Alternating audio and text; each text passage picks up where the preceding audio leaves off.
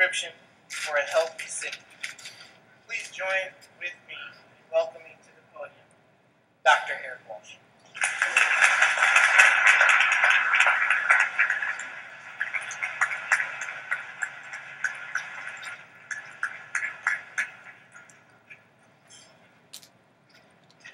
Morning, everyone. Thank you guys for coming out. I want to thank our city mayor for having me here today. Committee, really enjoyed talking with you guys and setting this up. I also want to thank a group that often doesn't get thanked, and that are my colleagues on the executive leadership team at the city of Pasadena. I know it sounds funny, but these are very hardworking people who really put the city first, really work hard to make the city better. So I really want to make sure I recognize them for all the hard work they do. I also want to recognize the city council. I want to say that the city council has actually helped me to really strengthen my belief in American democracy, and it's watching how they work together to make things happen and to really do what's best for the city really has emboldened my passion for this country and what we do.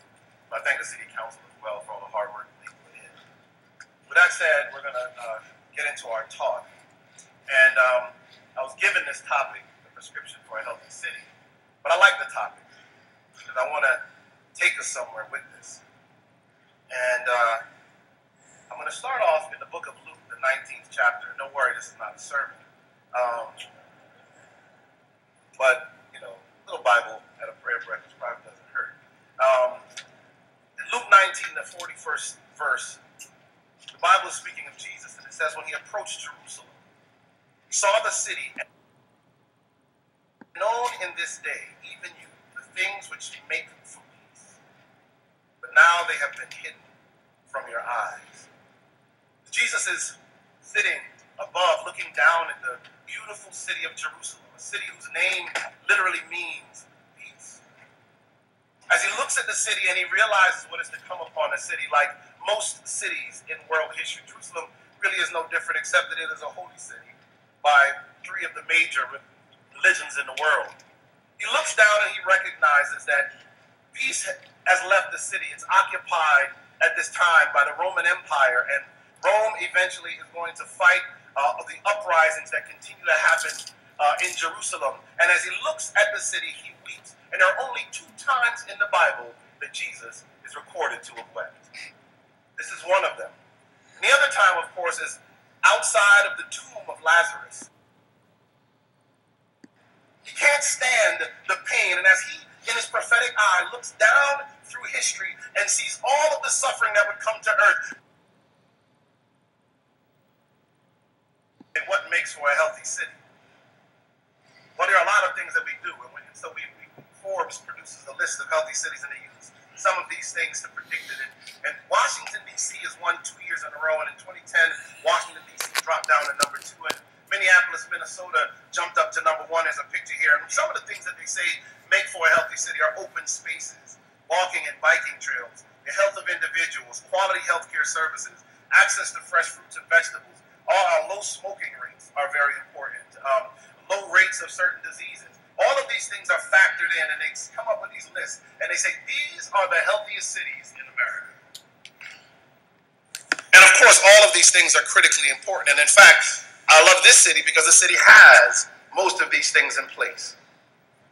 But it's interesting because even though DC wins 2 years in a row and comes up second in the 3rd year, when you look at a train map of the city of Washington, D.C., and some of you have seen me show this before, if you start down here in the southeast corner of the city, you have one of the poorest, most violent neighborhoods in all of the United States of America. Most prosperous neighborhoods in America as you travel out to Maryland.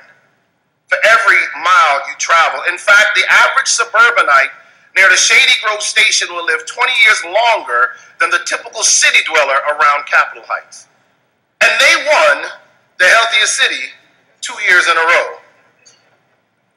You see, because when we gauge health, sometimes we focus on things that seem to make a lot of sense, but being truly healthy is so much deeper than what your hemoglobin A1C is. has a lot more to do with the average blood pressure of a city. And what I really want to bring to you is the next dimension in health. Where do you go to get beyond simply the rigors of numbers? And at the University of Miami in medical school, they taught me that you don't treat numbers, you treat patients.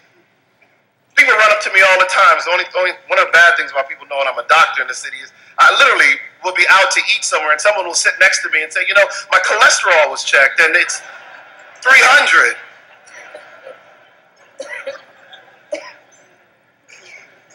So what else might make a healthy city? There are those that argue it's transportation systems. It's the skyline, economic growth, or affluent neighborhoods that such a city is a healthy city. But we know from cities like Los Angeles and New York and Chicago that you can have all of those things and still have sections of town that are devoid of health and of prosperity. In fact, if you look around the world, but we know from cities like Los Angeles and New York and Chicago that you can have all of those things and still have sections of town that are devoid of health and of prosperity. In fact, if you look around the world, cities like Mexico City and Santiago and Chile, New York and Chicago, that you can have all of those things and still have sections of town that are devoid of health and of prosperity.